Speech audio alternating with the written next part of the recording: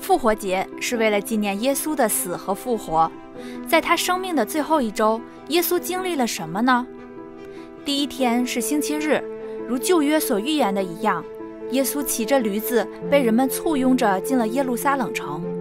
众人其实并不明白耶稣的真正使命，只是一心希望他可以推翻当权者的统治。第二天，也就是星期一，耶稣来到圣殿，斥责了在里面做买卖的人，洁净了天父在地上的居所。第三天是星期二，耶稣非常忙碌，他在耶路撒冷与宗教领袖辩论。后来在橄榄山上，他继续劝勉众人，同时预言了未来要发生的事情。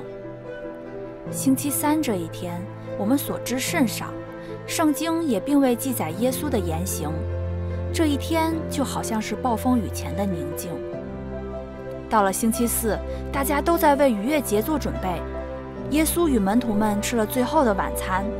过后，耶稣与门徒们来到客西马尼园，独自一人祷告。此时的他极其痛苦，因为他的身上背负了全人类的罪，他的汗珠如血一般滴下来。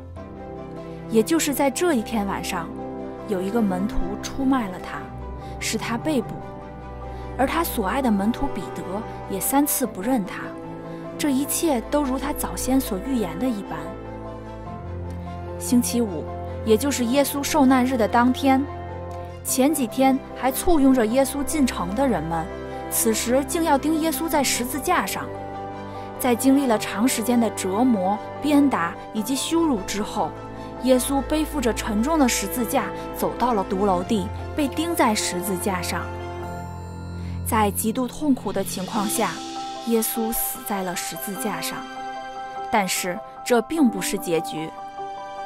到了第7日，星期六，也就是安息日，耶稣也一如往常的休息，不过这一次是在坟墓里。终于到了星期日，2位妇人来到耶稣的坟墓前，看到他并不在其中。天使告诉他们，耶稣已经复活了。耶稣随后便向门徒们显现，也将传福音的使命交予他们。